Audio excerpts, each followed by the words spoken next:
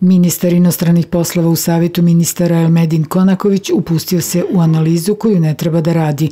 Neprihvatljivo je da Srbiju naziva crnom rupom, ocijenila je ovo srpski član predsjedništva Bosne i Hercegovine Željka Cvijanović. Prvo mi govori da se ministar inostranih poslova stvarno upustio u analizu koju ne treba on da radi. Prvo, zbog čega je Srbija crna rupa, jel? A Bosna i Hercegovina nije crna rupa koja je zabranjivala intelektualcima da dođu ovdje, zašto su rekli istinu u Bosni i Hercegovini i onda je to tako.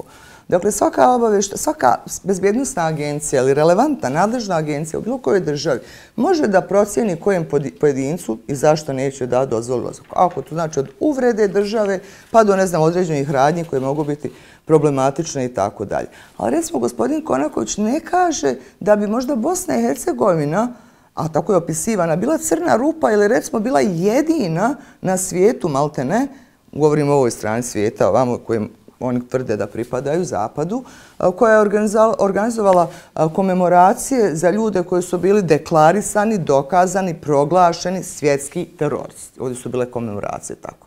Kasimu Sulejmaniju.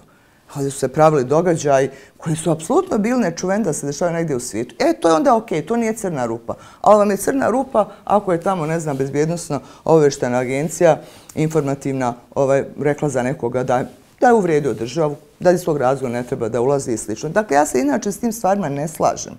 Ali ja nisam institucija koja procjenjuje takve stvari. Ona je zaključila da političari kao što je Konaković imaju potrebu za takvim djelovanjem jer smatraju da će im to donijeti političku korist.